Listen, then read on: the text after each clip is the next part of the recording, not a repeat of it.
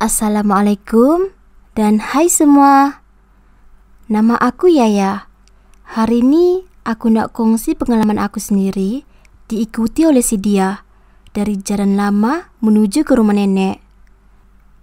Aku ni pelajar tahun akhir di sebuah college di negeri kelahiran nenek aku di pantai timur. Sejak kematian nenek, rumah pusaka di kampung tu terbiar kosong ja, tanpa penghuni. Tapi tetap dijenguk juga oleh saudara yang tinggal berdekatan dengan rumah tu. Dipendekkan cerita, pada cuti perayaan Tahun Baru Cina tahun 2019, Ika ni kakak aku, datang dari Selangor semata-mata nak jumpa dan luangkan masanya dengan aku. Masa tu jam 2.30 petang. Aku ambil Ika di airport berdekatan dengan kolej aku. Selesai je aku bawa Ika untuk makan, jam pun menunjukkan pukul 4 petang. Kami ambil keputusan untuk bertolak ke rumah nenek yang perjalanannya tu ambil masa dalam 1 jam dari kolej aku. Kami ni pun mulakan perjalanan. Dalam 5 petang kami sampai di rumah arwah nenek aku. Keadaan waktu tu memang sunyi sebab agak jauh dari rumah yang lain. Semuanya kelihatan biasa saja. Kami pun masuk rumah tu dengan lafaz bismillah. Bila je buka pintu kayu tu yang agak usang, agak sedikit berhabuk jugalah. Tapi perabot dan barang lain nampak tersusun macam ada yang menjaga. Lepas solat maghrib, aku dan Ika ni keluar untuk berjalan-jalan di sebuah uptown yang terkenal di situ. Kami ni pun mulakan perjalanan dan bila sampai ke sana, mungkin aku yang terlalu terujan ni, sedar tak sedar jam dah masuk pukul 12.30 malam. Kami pun apalagi pulang ke rumah cepat-cepat. Untuk pengetahuan korang, jalan masuk ke rumah nenek aku ni, dia ada 2. Satu jalan baru dan satu jalan lama. Entah dari mana ilham aku dan Ikan ni, pada malam tu kami nak lalu jalan lama. Katanya nak ambil villa konon. Dan siapa sangka kereta kami je yang lalu kat situ. Semak samun dah hampir tutup jalan. Macam cari penyakit jam malam tu. Dalam perjalanan tu, kami tiba di satu jambatan kecil yang menghubungkan kampung nenek dengan jalan lama tu.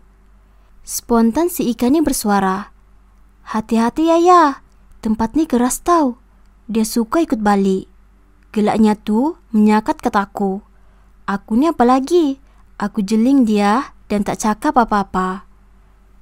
Sampai kat rumah, kami macam biasa akan masuk ke bilik utama di hadapan rumah kami tu. Di sinilah gangguan tu bermula. Ika masuk ke dalam bilik mandi untuk mandi dan menukar baju dia. Aku pula duduk di katil main handphone. Keadaan waktu tu memang sunyi, tapi tiba-tiba bertukar pelik bila bunyi sesuatu jatuh menghempap zinc hadapan, betul-betul di bilik mandi Ika. Aku ni memang terkejutlah masa tu, tapi taklah aku kata apa-apa kan. Tapi Ikan ni yang tengah leka mandi tadi, tiba-tiba dia tutup paip air dan panggil aku. "Ish, Yaya, bunyi apa tu Yaya?" Aku ni pun balaslah. Mungkin bunyi kucing. Aku tak nak fikir panjang atau fikir benda-benda pelik lagi. Lepas tu, Ikan ni pun keluar dari bilik mandi. Aku tahu dia takut masa tu.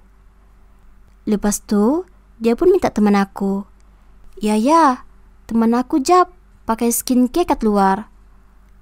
Dekat ruang tamu tu, ada satu cermin besar. Kata arwah nenek aku, cermin tu untuk cucu-cucu perempuannya bermakeup kat situ.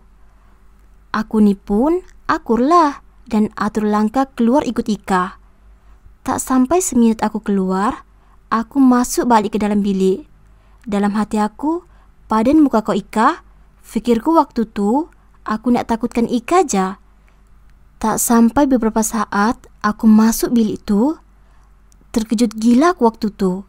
Bila aku angkat muka, ada sosok perempuan, badannya separuh je, berpakaian hitam dan berambut panjang, duduk termenung di hujung tingkap bilik kami.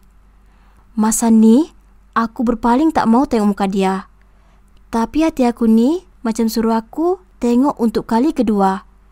Masa ni, aku rasa macam mau tercabut je jantung aku waktu tu. Bila aku tengok sosok wanita tu masih kaku di situ. Tapi aku beranikan diri untuk gagakan kaki aku untuk dapatkan ikat di ruang tamu. Muka aku waktu tu memang pucat, tapi aku tak nak cakap apa-apa. Lepas tu, si ikan ni pun tanya kataku, "Hai, kau ni dah kenapa? Macam orang nampak hantu." Tapi aku ni hanya diam je. Aku tak nak bagi tahu apa-apa. Aku ikut ikat semula masuk ke dalam bilik. Dan aku rasa lega bila perempuan tu dah tiada lagi dalam bilik. Dan aku duduk bersila di atas katil. Badan aku menggigil ketakutan. Tak dapat aku gambarkan perasaan aku waktu tu.